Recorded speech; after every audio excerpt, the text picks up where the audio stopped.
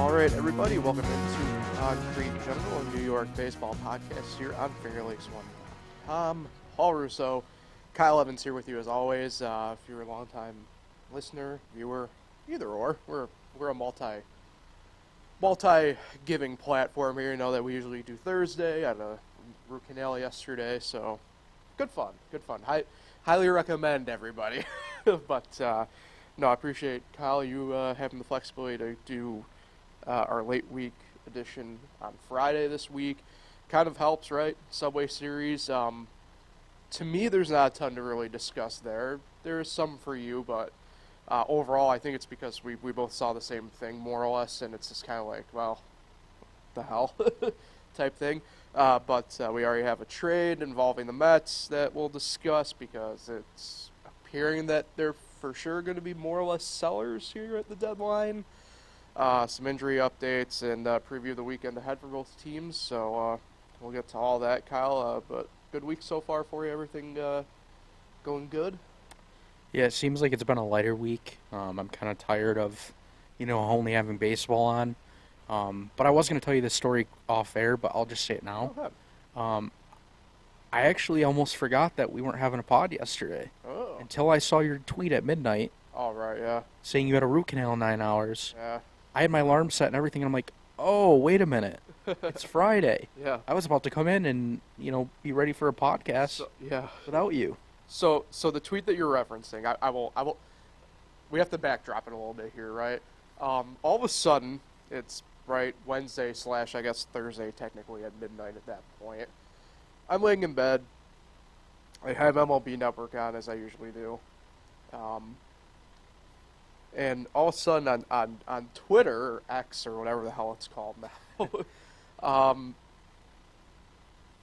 I see that the Angels have made a trade, and I'm kind of just like, at first, when I first see Angels trade, I'm like, who do they ship away? Right? Like, who do they do? Who do they ship? No, in fact, quite the opposite. They brought in Lucas Giolito and Reynaldo Lopez from the White Sox. And I'm like, oh, they're buying. And then all of a sudden you see that, and nothing's happened from this one, even though I know his name's been linked to, like, the Yankees and a bunch of other teams, like Jameer Candelario. And I'm sitting there going, like, it's literally midnight. I have a root canal in 9 hours, and the Angels literally chose violence for midnight on the East Coast to do that trade. I'm like, you got to be kidding me. So yes, that was the basis of that trade. I'm happy that it served as a reminder for you as well here, apparently. Yeah, and then I checked the schedule, and I'm like, oh, sure enough. Yeah. Good thing I was on Twitter at that moment, too. But yeah, your tweet definitely helped. Would have been awkward for you yesterday, I guess, being here without me. But yeah, let's get into it here. But first, I think a couple of our sponsors. Dr. Jeffrey Hall said DMD. Dr. Jeffrey also has been San Diego's hometown dentist for more than 35 years, offering routine dental care as well as cosmetic dentistry, implants, and dentures by their highly trained and experienced staff. You can visit them online at candiegodentistry.com or find them on Facebook and Instagram, and Blush by CV Designs. Local women-owned business in the heart of the Finger Lakes, offering women's clothing and accessories, quality home goods, and unique gifts. See what everyone is talking about by visiting their location here in downtown Saga Falls, or browse all of their products online at shopcvdesigns.com. So, let's jump into things here and begin with the Subway Series that was, once again, split by the Yankees and the Mets. Kind of alluded to, right? I think the series itself, there wasn't a ton for me to take away besides shocking Kyle, inconsistency just by both teams across the board, across 2 games. Yeah, it wasn't even, for me, it wasn't as good of a 2-game set as it was at Citi Field. Oh, no, it was not. I'm with you there. Yeah, it was a 3-1 game in the second game, but it just never felt like the Mets were in it because they couldn't hit. But yeah, it wasn't as fun. The Yankees easily could have lost both games. I mean, they did get outscored. But yeah, they did just enough in that second game to split the 4-game Subway Series. So I guess it is what it is at this point. But I would say the Yankees are the better team, but didn't seem like that the other night. Yeah, and to kind of piggyback off that, too, I think because of where both teams are at the moment, the energy also, in my mind, fell off. Yep. at the stadium. When they were at Citi Field back in June, a month or so ago, well, a little bit over a month ago now, I remember talking about on the podcast, like, I expected it to be postseason World Series-esque, and it was. And we didn't dive into it too much on Monday about, the atmosphere at Yankee Stadium, but obviously the way everything shook down with the Mets and everything that's now shaking down with the Yankees, certainly just it's not like it wasn't, electric in moments, right? But collectively compared to the Citi Field 2-game set, not even close, Just one of those deals where that's what happens when these teams are in these situations, right? And I think to kind of piggyback off that, right? I mean, when you go to a game, you kind of feed off of anything really in front of you anyway. I'll speak for myself here. I haven't been to Yankee Stadium now for a baseball game in pretty much a decade. I've seen the Yankees. Wait. Repeat that sentence? Sorry, I wasn't listening. I haven't been to Yankee Stadium for a baseball game in a decade. Are you serious? That's serious. I've seen the Yankees more on the road than I have at Yankee Stadium. And wow. Yeah, well, it doesn't help that, and this is its own separate podcast for a different day. I don't want to get into it too much here, but like, for a fan like me, even you, and I think the general populace, Yankee Stadium isn't actually all that great. You know what I mean? It's not great. Like, I'd rather, again, different discussion, but like, I'd rather spend my money at, like, where I have seen games here the past decade a ton: PNC Field, Progressive Field, Wrigley Field, Miller Park, or, well, what's it now, Great American Family Ballpark, or whatever the hell it's called in Milwaukee. Yeah, anyway. But, like, when you go to a game, right, and even if, say, your favorite team isn't playing, like, when I went to PNC last year, it was Marlins Pirates. Like, you just feed off the energy that's in front of you. And, like, we were having a good old time and everything like that in the outfield and stuff like that. And, you can tell, like, the players kind of run with it, too, at that point. And, frankly, the vibes at both Yankee Stadium and Citi Field here the past little bit have not been overly great. And I think the players kind of feed off that, too, like I said. And it's just one of those things where, for me, the Subway Series between them was just kind of whatever. It was 2 games, they split, they move on, and the focus now shifts for the Yankees, obviously, to Baltimore for the weekend, and for the Mets, who have already won 1 game against the Nationals in this 4-game set, the Nationals for this weekend. And kind of nothing more, nothing less. Yeah, I agree with you on the whole stadium thing. I do like going to road games to see the Yankees. But one thing I will say, the only reason why I have gone to Yankee Stadium so much in the past, 5 years, is because you're around so many other Yankee fans, and when there's a big moment, that energy is way different than going to see them on the road. I mean, I remember I was at the postseason game last October, and they won the opener against Cleveland, and the atmosphere, was unbelievable. My first ever postseason game. And as they call it, the jungle, it definitely was loud. You couldn't hear anything next to you. I remember Harrison Bader had a homer in that game, and the place just erupted. So, yeah, Yankee Stadium isn't the greatest stadium in the league, obviously, but going there for, a postseason game or for a big game against, the Red Sox, where I also went last year, that was really fun to be a part of. Yeah, I mean, I don't know. Like I said, I think that the portion we're talking about now at this point is a completely different discussion overall, different podcast potentially, but let's shift back here to the game. Or the series. I jokingly say it's good to see Domingo Germán's regress back to the mean after his perfect game officially at this point. The thing is, though, people don't realize he was even bad before his perfect game. Right. I mean, I don't want to make it sound like he was good before, but he had a 9 ERA before his perfect game. Well, coming back off the high of the perfect game, yeah, he's settled back in. It's lower, though. His ERA since his perfect game is lower than before. I'm not surprised. In his 3 starts, he had a 9.42 before, and now after it's a 6. So he was actually worse before the perfect game. Oh, Yeah. maybe those 9 innings really swayed or something. I don't know. Yeah, and then kind of like game two, it's like good to see the Mets offense regress back to their mean in a way. You put up 9 runs the day before and can only get one the next day. It's whatever. I did want to talk about though for a second as well, Carlos Rodon. Anyway, what do you make of the outing? Because I think a lot got centered around, and maybe justifiably so, after the Angels stadium incident, his reactions and stuff like that. But good to see. Obviously, his best outing on the year so far. Gets into the win column. What'd you make of his start? Yeah, it was definitely his best so far. His walks are still an issue. He's constantly walking 2 or 3 batters per outing.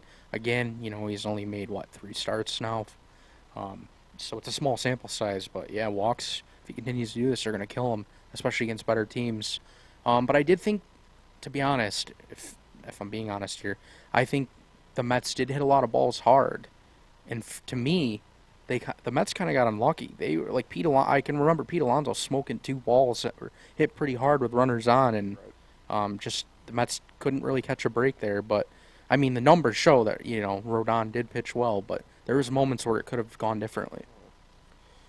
Yeah, I would want to talk about more about the Mets, but their talking points, I think, became shifted overnight, obviously, and we'll jump more into that here in a second. Let's jump into some injury and roster updates. We'll begin with the Yankees, because their big one, for the most part at this point, revolves around Aaron Judge, who has had this mysterious timeline, or lack of one. And all of a sudden, he may return as soon as today. He played 5 simulated innings down in Tampa on Tuesday, which is where this all kind of stems from. Took at-bats, ran the bases, played the field. Haven't seen much, if anything, about, at this point anyway, it's 12:12 as I'm looking at the clock behind us. Haven't seen any movement officially today involving him, officially yet. What, Kyle, do you believe will we actually see? Maybe the broader question here is, will we actually see Judge this weekend? And if we do, at what point could that be? I'm thinking we will see him tonight, as I think he's going to DH all 3 games, or at least just only play in 2. But I do believe that report is accurate. I think we'll see him tonight. But my biggest thing is, I'm looking for what they're going to do roster-wise. Right. There's a lot of different options they can go. I think John Boy Media just said something good on Twitter here, that obviously Oswald Peraza could be optioned, or they could play a man short in the bullpen. There's a lot of different routes they could go here, but I think that's one of the biggest things I'm going to keep an eye on, too. Because Peraza, he played a lot when he first came up, but now it seems like DJ's hitting more and he's playing more. And Glaber's on his, 14-game hitting streak now? So, and obviously Volpe's going to be in there every day. So, yeah, I mean, Peraza hasn't really played a ton since for Anaheim. So, I don't know. Maybe he's the guy that goes down again. I mean, it's interesting because also within this, and it's it's funny how these things kind of happen, right? I don't read too much into it in terms of the Judge roster stuff, but Willie Calhoun got DFA'd this morning. It's funny how these things work, right? Because as I finish doing the notes and I think we're good to go, you pop in here and you're like, oh, Willie Calhoun just got DFA'd. I'm like, because of course he did. Do you expect him to probably accept an outright assignment once he clears through? I doubt it. The Yankees have 7 days to trade or do something with him, but I'd anticipate he's probably played his last games within the Yankee organization.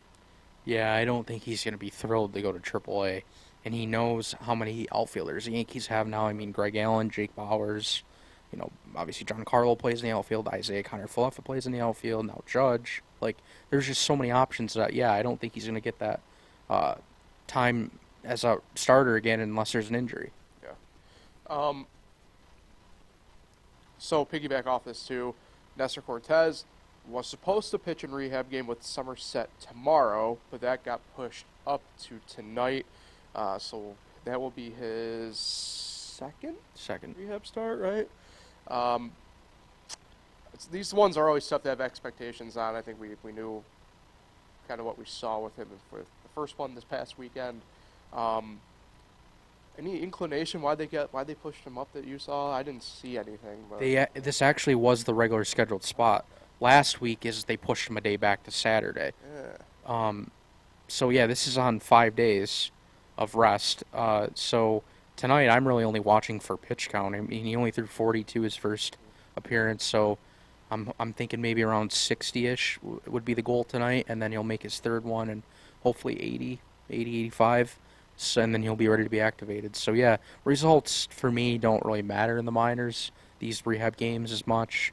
Obviously, you don't want to see a guy go down there and walk a ton of batters, but at the same time, giving up a run or two isn't the end of the world. Yep. Speaking of pitching and runs or two, Jonathan Lois Saga is in Tampa as well, and it's slated to begin a rehab assignment tomorrow. But the interesting part is, even though he's in Tampa, don't know where that's exactly going to be, though. He's only at the complex working out. He also did a sim game. His game was on Wednesday. Murky. Judge was supposed to face him. I didn't see any confirmation on that. But Saga, once again, another guy here nearing a return to the bullpen for the Yankees. Yeah, you just said it well. They said he was going to be facing Judge, but we didn't get a report on how he did. Right. But there was rumblings that Judge did hit a homer in his first sim game and then hit a double off the wall in his second sim game. So that seems to be the reason why they're ready to activate him today. But again, it's noon here. Game's in about 7 hours, and I don't know when we're going to get the news or if they're just going to announce the lineup and then announce the roster move because they've done that so many times. Right. So, the lineup will be out around 4. They always do 3 hours for the game for road games. Yeah. All right, let's transition over to the Mets portion of this where we jump into everything. We'll begin here, and I know everybody probably expects us to do the trade part first, but that's going to take up a few more minutes and usually just updating like we do, so I'm going to table that for last. We'll begin with Starling Marte for the Mets, where his timeline to return has now kind of gone non-existent. Still dealing with some lesser migraines. I know his partner as well is due to give birth here in the coming days, but apparently still dealing with the migraines and also rumblings of him possibly being on the move as well. I don't know what to expect here with this. Migraines are tricky. They're different for everybody. I get them every now and then, and for me personally, usually I just have to go lay down in my room, kind of take a nap sometimes, and usually I'm good to go. In other situations, there are cases like Starling Marte where you get nauseous, you get sick, and you can't function, and that's part of it. And migraines can be tricky. So ideally, I think the Mets would probably even preferred him back. He was eligible to come off the IL yesterday, but couldn't. And he'll remain on the IL for at least probably through the weekend, I would assume. Yeah, and I forgot who reported it, but I thought I read that he's going to go see a second doctor just to see if they find something different, wrong with his health and why he may be getting these migraines. But yeah, it's doesn't seem like we're going to see him, in the next week or so. And then if he does get traded, who knows? I believe it was Dwayne Wade, right? He was dealing with migraines probably almost a decade ago, I remember. And he had to wear tinted glasses for a while. Yep. So it's different for everybody, right? I mean, that's just the main example I could think of off the top of my head. He also could be getting a migraine because of how bad the team's been this year. Well, and himself, I guess. Yeah. But that'll happen. Obviously, I had to throw in that joke. Sorry. Luis Guillorme officially will miss 4 to 6 weeks with a grade 2 right calf strain. That's what the MRI revealed post-Monday. So that's a tough spot for the Mets, him obviously. So we probably won't be seeing Guillorme until beginning of September at the earliest. And that's even if he doesn't need too much rehab, which I'm guessing he'll still probably need a couple rehab games at the very least to get back in it. Yeah, his season, he might have a little bit of season left, but yeah, this injury really kills the rest of the year. Yeah. Speaking of killing the rest of the year, it's appearing to be a lost season for Alicia Hernandez, the right-handed pitcher that the Mets brought in from the Marlins over the offseason, now dealing with a right pec strain and will miss at least a month. had been dealing on a comeback with arm issues and injuries, and didn't even actually pitch at all in a game for the Mets. So a lost season the way it looks for Elieser Hernandez. Ram pitcher Sam Coonrod elevating his rehab assignment. He will be joining AAA Syracuse to continue that. And now we can move into the big talking point here, as the Mets have traded right-handed reliever David Robertson to the Miami Marlins for minor leaguers Marco Vargas, a second baseman, and catcher Ronald Hernandez. Both the players that the Mets received have been playing at the rookie level. And I think here's where we can really get into it. I think officially we can say the Mets are selling here at the trade deadline. Yeah, and isn't one of these guys, or maybe they both are, but I know one definitely is only 18 years old. Yes. So obviously a long way away. I can't remember which specifically is which, but one is 18 and I believe the other's 20 or something like that. Yeah, so these guys obviously, even if they're a long way away, but they could not even make it to Major League Baseball in their careers. But anyways, I saw a lot of people saying that, the Mets lost this trade, like they got robbed. But at the same time, people got to remember that Robertson is a free agent at the end of the year, and the Marlins are only going to be getting him for about 2 months or so. So it's not like they were going to acquire some major piece in this trade. Mm-hmm. So I think that's what people forget. Robertson's not under control at the end of the year. Yeah. It's interesting, though, because it's in division. The Marlins are a team who are still in the hunt of the playoffs, right? Who they do need bullpen help. I mean, their closing situation's a mess. They've used like A.J. Puck, Dylan Floro before he got traded to Minnesota as well yesterday, was part of it. Now the Marlins have not only Robertson, but former Oriole Jorge Lopez is also there now from Minnesota. I'd assume it's probably in theory Robertson's to lose in Miami, but that's not really, I think, the point of this discussion. Now the point of discussion for the Mets is going to be probably who's next. And I personally figured that out of the two relievers, more or less, will start here between Robertson and Ottavino. I thought Ottavino was going to be the one traded. I really did. But I guess it's still possible. I don't know if they will do it. They used Brooks Raley yesterday to pick up the save and close things out against the Nationals. He's under contract for next season as well. He's also probably the setup guy of the future, I would imagine the Mets ideally would have for him. Could we see Ottavino on the move at this point as well? Yeah, the guys that I'm watching for, like you said, Adam Ottavino, Mark Canha, Tommy Pham. And then we keep seeing more rumblings. Obviously, I sent it to you last night about Justin Verlander. For me, just obviously my opinion, I still don't think he'll be traded. But I definitely think there's some steam around him right now. Obviously, a lot of teams calling, seeing what it would take. So I wouldn't be surprised if it happens, but I just don't think it actually will. Yeah.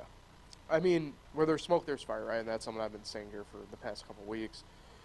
But yeah, Verlander's name is now apparently the one that's really popped up over Scherzer, which I don't think is completely misguided, right? I mean, the past few weeks, Verlander's just been the better pitcher than Scherzer. What I do find interesting is Verlander came out earlier this week, said he would not probably waive the trade clause, and all of a sudden, though, in the past, 18 hours, it sounds like there might have been a shift of thought. Do you think he's heard potentially of a certain team maybe wanting him, and he'd be willing to waive the no-trade clause if it meant, honestly, at this point, a chance at a World Series? Yeah, obviously, he's been in several postseason games before. And, with him this old, like, why would you stay on a team that's not going to contend? Right. Why wouldn't you just accept a trade somewhere and, go play in another postseason? So I think I don't think it would be smart not to accept a trade. Yeah, I mean, other than that, I keep checking my phone here while I'm off screen anyway, and nothing has really popped up rumor-wise as of now, so... I only got one rumor here. Oh, go ahead. The Yankees have serious interest in Jordan Hicks. See, I saw the Rangers right before we went live. The Rangers were the pop-up notification I had for that, but And this is like a St. Louis beat reporter that posted that, so it's reliable. they've done deals obviously super recently together. Yep, another What would you make of that?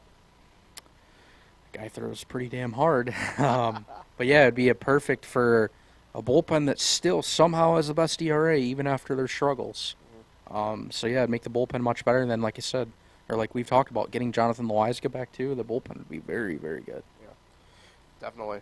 All right, so like I said, this is probably going to be one of our shorter episodes we've really have ever done. With that in mind, we're already off and talking about previewing the weekends ahead here. So we'll start with the Yankees in Baltimore for 3 games. That starts tonight, 7:05 first pitch on Yes. Garrett Cole against Grayson Rodriguez. Tomorrow night, Saturday at 7:15 first pitch on Fox. Clark Schmidt against Tyler Wells. And then Sunday, 7:10, Sunday Night Baseball on ESPN. Luis Severino against Dean Kremer. Okay, I told you this off air, Kyle, and I'm going to tell everybody now. I have a gut feeling the Yankees win this series. I really do think it might be a sweep, but I will take the realistic approach. I think it's 2 of 3 against Baltimore. And let me explain my reasoning here. We know that Baltimore will be buying at this trade deadline, right? At the top of the AL East, they're more or less in control of things right now, to be honest, in the AL. They really are, in my opinion. So, I think they're going to go all out. And if they start making trades through the weekend, don't be surprised if there's maybe a piece or two that they have to ship off that's maybe in their lineup every day or every other day. And when you start having to plug in, say, a AAA guy for a day just because the guy you're bringing in may not be ready to go for you, right? Kind of causes maybe a quick shift in momentum for a couple days. So, now obviously, it's a two-way street. That could happen with the Yankees too, right? I'm not acting like Baltimore is the only team in this scenario that this could happen to. But, call it a hunch, call it a feeling. I'm going Yankees 2 of 3 against Baltimore in Baltimore this weekend. Well, they are 5-5 overall against Baltimore this year, and you have a good point. They are 2-1 at Camden Yards this year. So. And Glaber at Camden. Yep. But I'm not going to roll with you at all, Paul. No, I know you're not. I really would like to see the Orioles sweep again. People think I'm crazy for saying this out loud on camera, but I think major changes won't be made unless the Yankees have a really bad year. So at this point, I'm rooting for a bad year. I think the Yankees will get one, but like I said, I hope they get swept. And I don't know which day the win will come, but it's hard for a team to sweep. So, yeah, give me one. Yep. Okay, I hear you. I think it go either way, to be completely honest. I have to go with the gut feeling there. Speaking of gut feelings, the Mets, they are hosting Washington. They already have one game, as I alluded to. They won it last night, so they're up 1-0 already on the Nationals for the weekend. Your remaining 3 games. Tonight, 7:10 on your local Picks affiliate. Mackenzie Gore goes for Washington against Max Scherzer. Tomorrow night, 7:10 on SNY, Patrick Corbin against Carlos Carrasco. And then Sunday, 1:40 on your local Picks affiliate, Trevor Williams against Justin Verlander. I don't think they sweep, but I do think they win the series against the Nationals. It's a rarity for me saying that with the Mets lately, but the Nationals are pretty rough. I would imagine, for the love of God, pound Patrick Corbin. Yeah, remember last time they faced him this year? I know. But, frankly, Washington's they're going to be some sort of selling at the deadline here. I mean, the roster obviously is already kind of in movement a little bit. Also helps that, we see with their AAA team being Rochester, which we'll talk about here in a second anyway, that, kind of see, and I know they're doing some stuff with pitching right now with Washington and stuff like that, so I'm going to go 3 of 4 the Mets get. I think I would have maybe had a different feeling had we come into today and we're talking a little bit about how, they lost to Washington. They're down 0-1 in the series already in the 4-game set, but I think, getting one out of the gate, maybe not as big or as whatever as you had hoped, but they played pretty good in the spots they had to play yesterday. You know, David Peterson got the win. Mentioned Rayleigh, who's probably going to find himself in this closer role a little bit more often now. I feel confident in my pick of saying Mets win 3 or 4. Yeah, Washington wasted a good performance by Josiah Gray, but I'm gonna say a split. I don't know how it goes, but the Mets just don't do anything positive for me. And every time they take a step forward, we know what happens. So yeah, give me a split. And I just thought about it as you were talking about Patrick Corbin. So the Mets lost that game to Carlos Rodon the other night. Mm-hmm. So they're now 10-24 against that's left-handed right, yeah. starters. Yeah. So Corbin, a left-hander, are they going to make it 10-25? Mackenzie Gore lefty tonight. Yeah, I really don't get it how they can't hit lefties, but that's a true stat. One of the worst in the league against lefties. So maybe that'll play in the series, maybe it won't.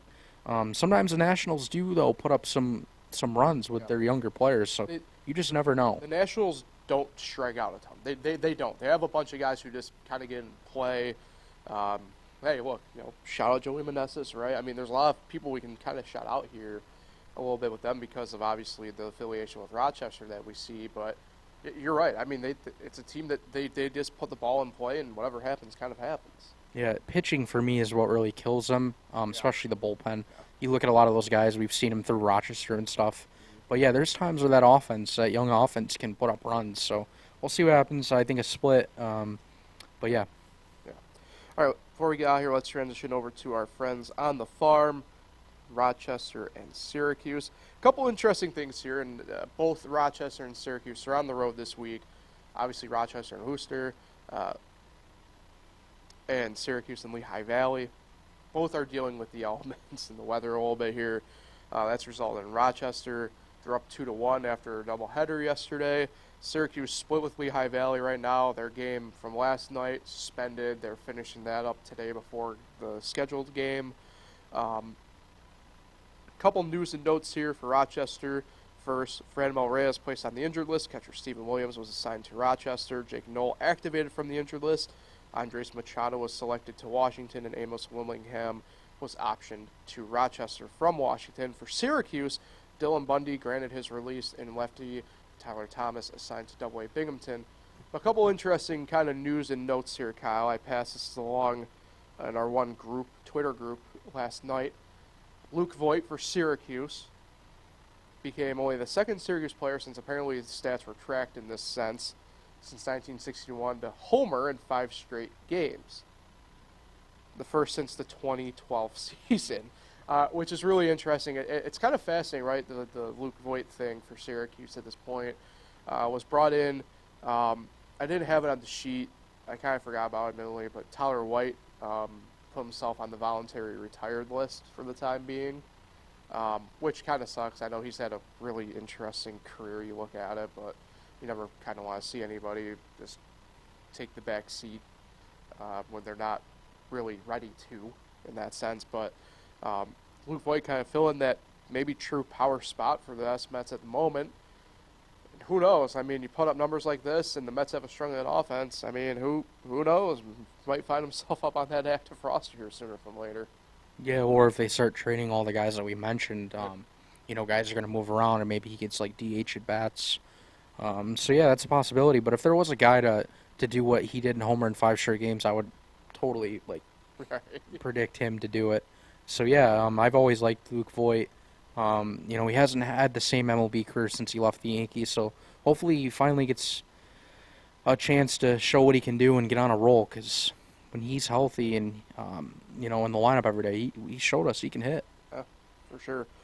All right, a couple things I did want to discuss here. One thing, I guess, really in particular.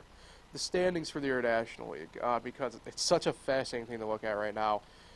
We mentioned, and I want to reiterate this again, Rochester 13-11 in the second half here. They're tied for 7th in the International League standings, right? But 2 games back of first. So what does that tell you about the standings right now? It's packed. It's tight. And you can kind of tell that because the Syracuse Mets are tied for 18th at 7-15. And you're maybe thinking, well, it's not great. You're right. But they're only 7 games back. And at this point, you can still maybe potentially turn things around a little bit. potentially. But this is where I really want to jump in with that, because the last place team is the Charlotte Knights, and they're 11.5 back. That means Syracuse has a 4.5 game advantage on the team directly behind them. Wow. So we talk about how Syracuse not as great as maybe they might be, but it could be a hell of a lot worse for them somehow.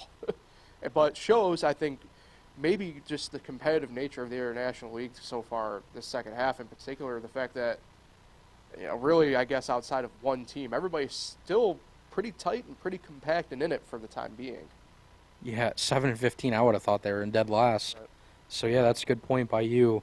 And if they didn't beat Rochester in that one series, man, it would look even much worse. So, do you know how many wins Charlotte has? 3. How is it even possible? I don't even know. 3 wins in what, probably 21, 22 games? Charlotte, if I remember right, is something like 3-20, I think, or 3-19. Jeez. Yeah, I mean, it's bad. Oakland A's bad. Chicago White Sox bad, their affiliate. Well, yeah. I mean, how about that? So, Rochester, I know, is on the road next week. Can't remember where, but I know Syracuse returns home. But we'll touch more on that on Monday, obviously. So, that will do it for Concrete Jungle for today. Appreciate everybody for tuning in, whether live or after the fact, on YouTube, Spotify, other major podcasting platforms. Going to be a hottish to coldish weekend, depending upon where you are and what day it is. I know for me, Kyle, final regular season weekend of baseball for us. We're locked in the battle for the second seed, which would be the last team to get a bye through the first weekend, for the first week of the playoffs. So we're vying for that Sunday. We got that going for us. What do you got going for yourself this weekend? Not a whole lot. Probably just baseball. What's wrong with that? Gotta do some writing tonight about Boeheim's Army, who's in the 3rd round. Yeah. Playing well. So yeah, that's about it. And I'll probably get outside and do something. It's gonna be nice out. Again this weekend at all, or? I don't know. Maybe my arm feels better. Maybe I'll get back out and throw. Maybe do some hitting. It's been a couple weeks since I've hit. Hey. So yeah, I'll do something. There you go. Attaboy. So appreciate everybody. Enjoy the weekend. Watch some baseball, and as always, we'll talk with everybody on Monday. When you said the standings,